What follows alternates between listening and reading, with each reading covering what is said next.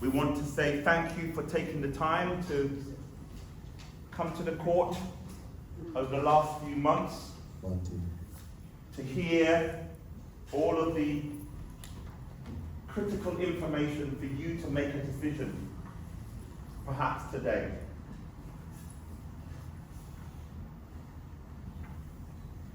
May I ask if you could put your hand up only if you feel there is a problem with what you have experienced in this case.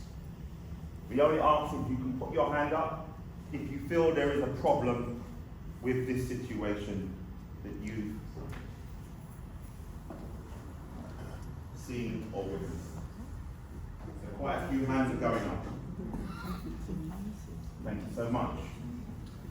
Can we ask you to put your hand up only if you feel someone or something is at fault?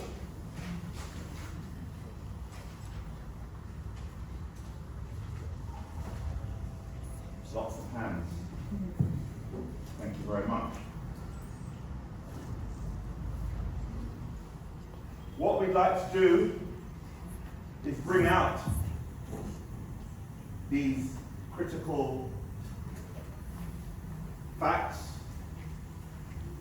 information, objects. So can I ask people who are involved in this case, please, to come and make a line on stage.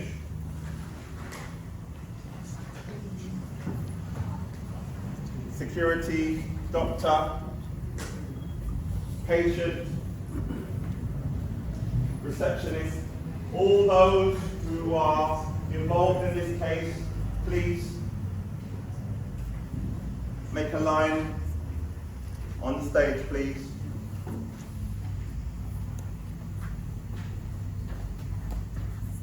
Thank you so much. So, we're trying to find a way through this process. I understand that there's a problem from what you said. I understand from what you said there is a fault. And so I'd like to pick up. Is there a fault in what you see before you? We're not blaming anybody, but I'm just wondering what you feel. Does the fault lie in this line here? Hands up if you think the fault lies in this line here. Let's have those hands up so we can really see them, and other people can have a look around to see what they think and feel.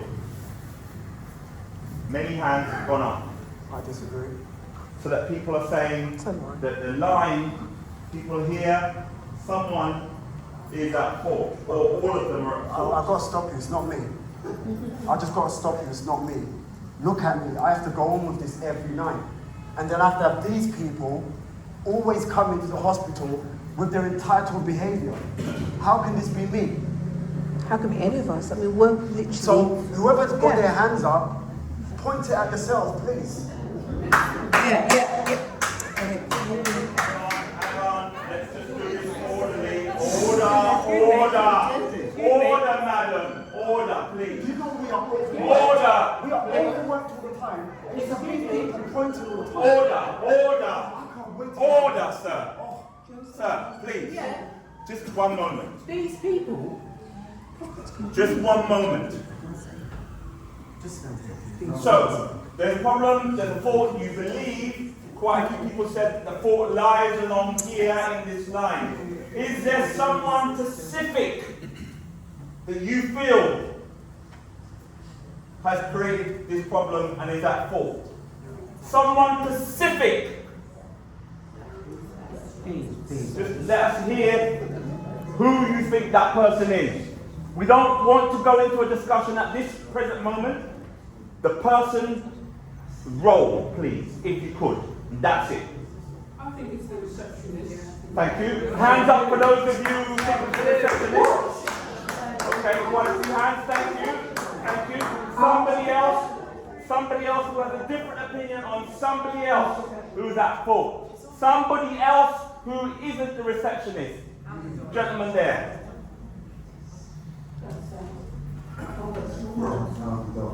The doctor. The doctor. Now, Please don't turn up to where I am. You can put me bed.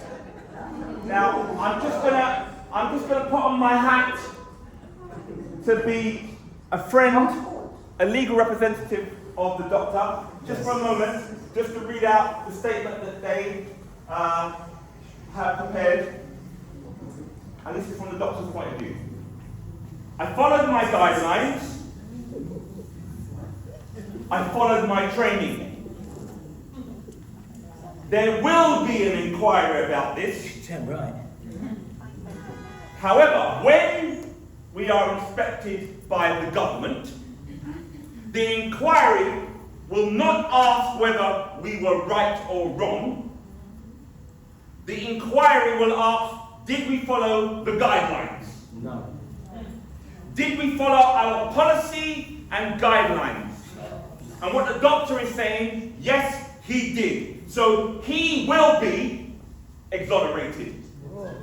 You've got blood on your hands. On your shirt, you've got blood on your hands. Yeah, because I've been working for you. Now, No, you wouldn't. I'll take on my hat off and back to me. Is there anybody else who has a different perspective on this that we haven't heard about?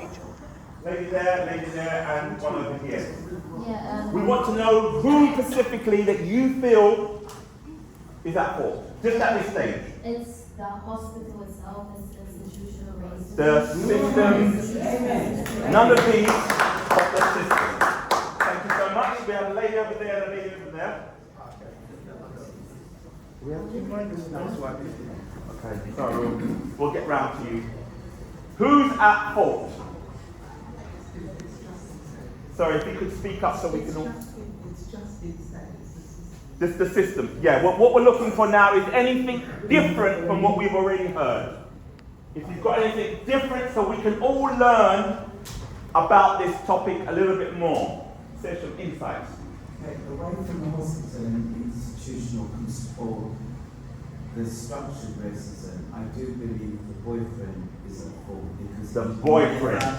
But they asked him to come to the hospital. Yes. He didn't. But also there's somebody else who's not here, the person who took the call, because if the doctor didn't know that the lady had sickle cell, whoever took the initial call with the ambulance, so therefore it's not just that they're here, but also people might say, I don't blame the mother, but they might say the mum should have gone out without the boyfriend, but the boyfriend needed to. Thank you so much. Let's get a couple of more people. Okay, let's take a legal opinion on this. Yeah, no, I was going to say, it would be the ambulance. They're there to report symptoms and backgrounds. But it's good to know that in 2018, this was a case, it's called Darnell against Croydon. And what happened was, it was the legal establishment where receptionists are now held responsible by the hospital. So before 2018, the receptionist used to not be under the hospital's umbrella. They was an independent worker, and now they have the same standard for the doctor. Would a reasonable doctor have done what he's done? Would a reasonable receptionist have done what she's done? And those are the standard tests now. So that's since Croydon, that happened in 2018, came into force 2022, and that's what we've got now. So now the hospital will hit the umbrella for all of the staff. Okay, we're going to hear one or two comments and then we have to move on in this inquest.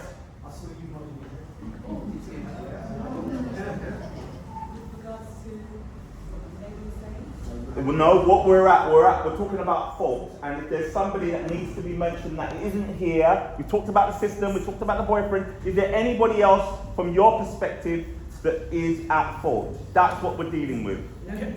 Just let's just stay on this focus, madam. Go. Just hold the mic closer so we can hear you. Hello? Yes. Nobody different from who already been mentioned, but I was saying that the fact that she got sickle cell should have been on the notes. Should have been on the vaccine plan. That's all. Okay. Can I just Let's have a man. Just can we hear from people that we haven't spoken, please? So just be fair. Let's have a man to speak. Thank you.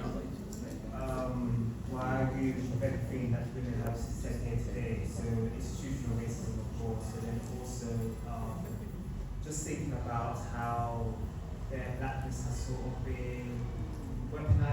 case, so talking about how he's being aggressive, he took it out with his partner, but then he's being now maligned, and the police are now being involved as well, and that's going to create even more harm in that family as well. So that's what I heard as well. Okay.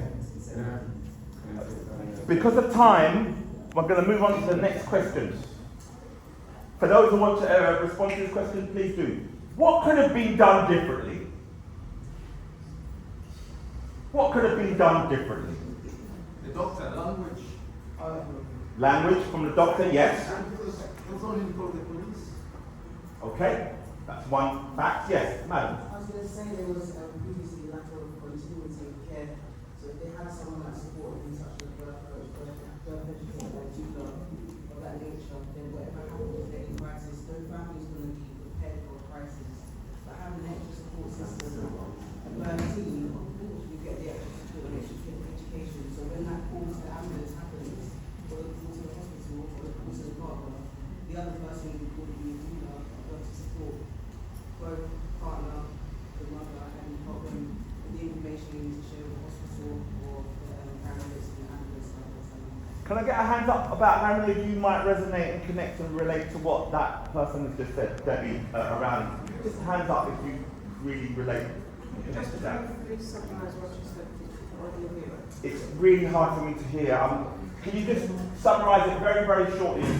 I just said a lack of continuity of care. So you have someone like a professional birthing assistant, a doula or birth coach or birth educator. In a situation like that, when that call comes, immediately you need to call the doula, and the doula to, share the information and make sure mum and partner give the right information to hospital and escalate things in a way that takes the pressure off the parents during the time of labor, during the right time.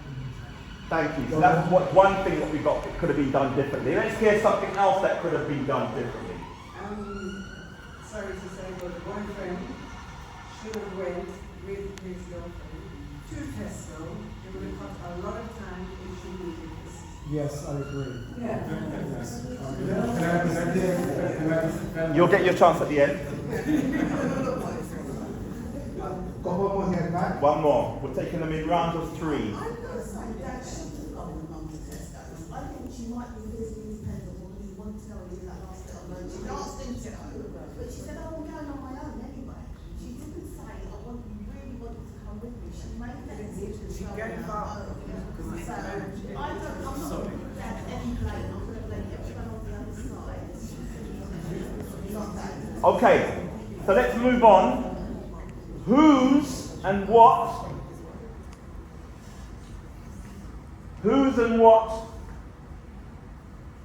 institution or not or other attitudes could be changed, needs change? Whose attitudes, whose institution, what institution's attitudes need to change? Whose role, whose behaviour? Does anybody want to say anything around attitudes, behaviour? Can we speak up so everyone can hear? They are using the mic. Can we turn up the mic volume? Because we can't hear. If you stand up while she's speaking, it'll be better. Some more volume? One mic, unfortunately, one mic. Sorry, excuse me, man, there's one person with the mic in the back. Sorry, no, sorry. I'm really sorry. We just want to respect people who want to talk. That's all we want to do. One voice, if it's possible. I know this is really important, but thank you. Everyone will get a chance, hopefully, within the frame of the timing of what we're working out. So please, let's just allow someone to. They want you to speak up so we can all hear. Okay. Go ahead. The recruitment of the receptionist is very bad, and it really is a lot of compassion. Okay. Somebody else around attitudes and behaviour that wants to speak that hasn't spoken. Somebody over here. Got somebody there. Go for it. I just think that the granddad should be more honest with his son, and he said it very, very late in life, and he, it's really honesty. That's what life's about. And you wanted that much earlier. Honest, yeah. When specifically in life? Roughly what age? I don't know. As he was growing up, 16, 18, I don't know when he was growing up. Right, when he's growing up. Teenager. Sorry, could you just wait for the microphone? Sorry. We don't know exactly what happened with grandfather's, trauma and whatnot. But I do feel that that could have been mentioned to the child, because there could have been a possibility that the same, circumstances had happened with, his mother. And if he'd known, he would have had that protective kind of side of him to say, look, son, I think you ought to go. And he would know, look, a woman needs somebody there whenever she goes into hospital. She's quite vulnerable, especially if she can't speak for herself. And I feel that a lot of black women sometimes find themselves in a hospital situation with nobody there, and they could be actually things just not known. Thank you. And also, it all depends on what's actually documented in the notes. So if the notes aren't available to the doctor right at the time of emergency, they don't have time really to actually just guess that someone's sick cell. Yeah. We've got two more people. Say here that, in my view, we know that there is racial trauma, generational trauma in our communities, black communities, from centuries of oppression that we've had to put up with. So that generational trauma is there. It might have impacted on the reasons why Grandad hasn't been able to communicate effectively with his dad. So okay, that's a fact. So let's just move to the other side. We also know that institutional racism actually is alive and it's actually well, and it's actually embedded in the demonization of blackness, black people. It's a demonization, this attitude that actually presents with a lack of kindness and not actually treating people with respect and with care. And that's really a very, very important. It's about culturally understanding other people's perspectives. And we know that because we're in this dominant social system which demonizes black people, especially in those settings, we know that it's a challenge when young men, young fathers, young black people turn up in those systems. And it is true that support is actually very important, whether it's through the doula or through a mother, the child, the lady's mom, or a grandma, but certainly some sort of support is essential in this kind of system that we're actually dealing with at the moment. Thank you. We're going to go here. We're going to go here. Thank you. On the offset, if the receptionist has the son with a bit more empathy, and this can then escalated and escalated to the point where the police have to be called. And the thing about when we come to young black men, the first thing they say that they're aggressive. Sometimes it's not aggression, it's just the way that they express themselves, and it's always dealt with aggression. If he was to be probably not research that they got to happen, the research of these challenges is actually catching her attention by saying my wife is getting pregnant. She's having about 2 weeks left to give birth, and there was no understanding, there was no compassion, and there was no empathy towards the father. Thank you. Okay, I'm going to have to hang on because of time. In terms of guidelines and policies, is that anything to do with what we're talking about here? So can we just talk a little bit about guidelines and policies in order for them to change, and how might they change? What needs to change around guidelines and policies? Is there anybody that hasn't spoken that would like to speak? I suppose one follows on the previous points that we talked about. I think it's linked. Security is supposed to know how to diffuse the situation and doesn't need to just go along with what the receptionist says. Yeah, so they could have seen that actually that young man was traumatized, and very, as has been said, and that he was, asking questions about his baby and so on. You didn't need to call the police. So that's another thing. Okay. Any other things around guidelines and policies? I'd like to raise the relationship with the father, his lack of knowledge of the care plan, the birth care plan. And when we talk about procedures and policies, how many families realize the midwife, midwifery, and when you go to hospital. So when this young lady had a crisis with sickle cell, she didn't have her care plan with her. She didn't have the notes. And if they take the young lady to the wrong hospital without her records or access her NHS number, it is so important for the partner, baby daddies, the grandfathers also to take an interest in the antenatal months leading up to the birth, because you often find when the poor mother is either comatose, under anesthetic, that young man, sadly, with the not knowing how important, when he went to the receptionist, the first thing she would ask, where is the midwives? And if he had done that, the receptionist would have fast-tracked his request. So that's so important. Okay, I know people have got, no, I know we've got questions, but it's important that we hear a little bit from each one before we go back to the audience. So let's just hear something from each one of these people that have got something important to say that may give you some other different perspective or insight.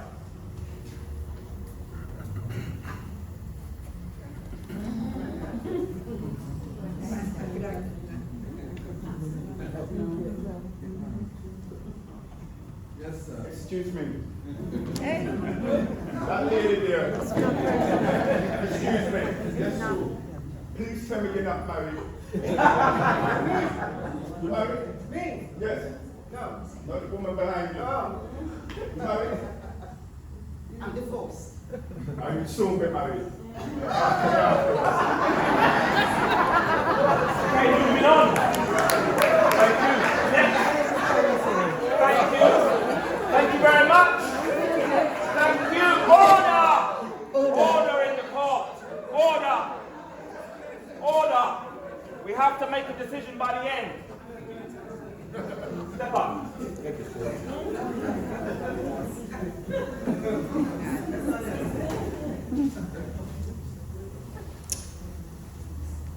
For 47 years,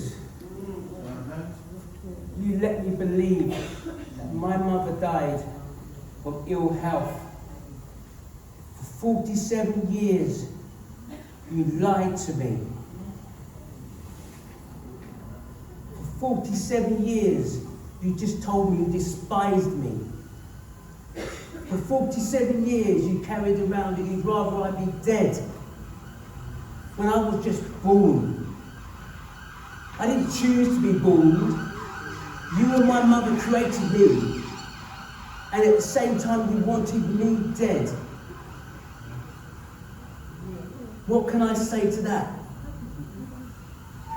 Other than, you know what? I don't care what you think. I don't care how you feel. My priority is to my son, my future daughter-in-law, and my beautiful grandchild. So do you know what? You can continue to wish me dead. But you know what? I'm not going to go down to your lower level, because I'll still love you as my father. Thank you. Moving on. I have to say that I was quite surprised at an inquest that these two lovely ladies decided to throw the family under the bus. Still love you. I appreciate that. You know, there's so many variables when somebody's pregnant, and at that moment I thought I did what I thought was right. My intention was not for my partner to go off in that condition at all. Just some valuable points you all made. I should have known those things, but I didn't. And I'm going to have to carry that for the rest of my life. But I often find that, you know, in quests like this, we always come away from the system and blame the families, because it's easy to do that, and you're just giving them the ammunition to do that. Okay, next. Come on, happy old day. Please. We've been robbed, but we've got to stay strong together, and this is not the end for us, and we're just going to keep pushing and trying together. It's been really hard for us, and I'm sorry, but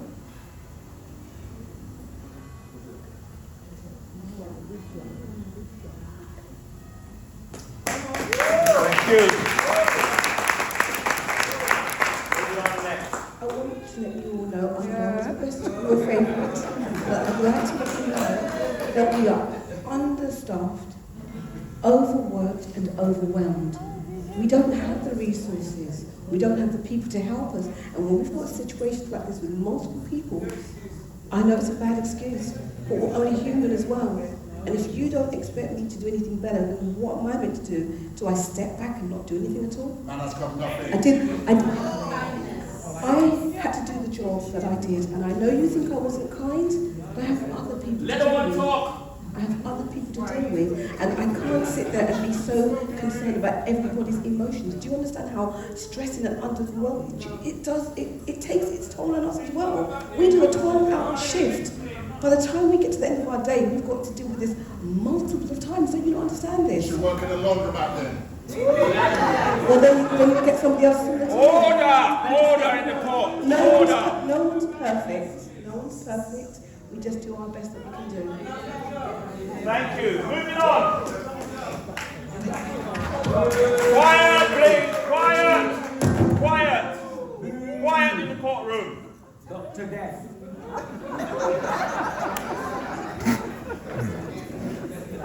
Quiet, please.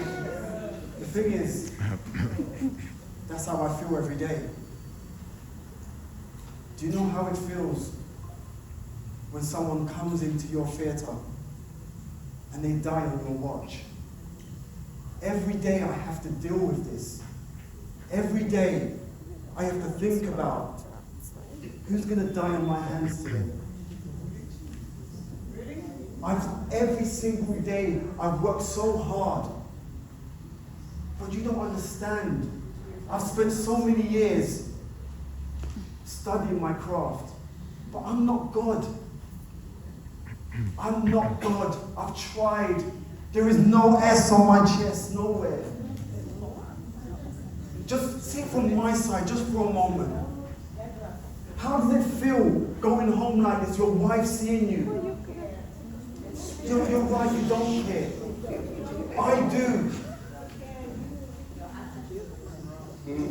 I think about suicide every day. I think about dying every day. Order!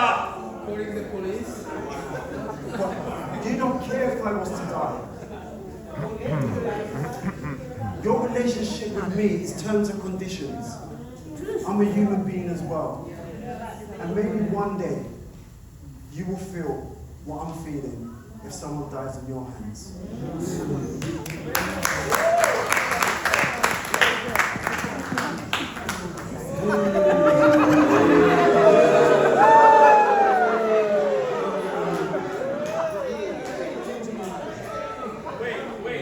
Wait. Alright, wait. It's funny, as you walked in, the first thing you did was contact security to help you with the window. I didn't say nothing. I come up, I helped you with the window. You're warm now, right? You're warm, yeah? But yeah, throw me under the bus.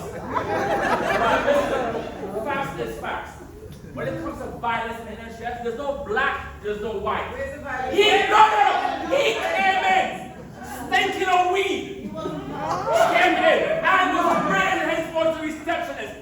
My job is to keep him safe, keep her safe, and keep you all safe. Alright? You all are safe. Thank you very much.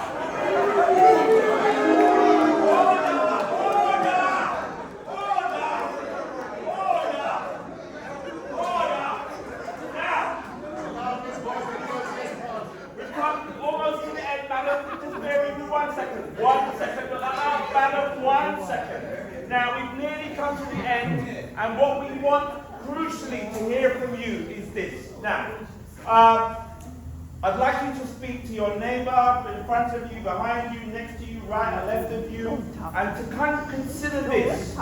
Consider this. What collective pledge and commitment can you make today, together, going forward, in order for this situation not to happen in the future? Give you 2 minutes to have a conversation, and we'll take some actions going forward. Thank you.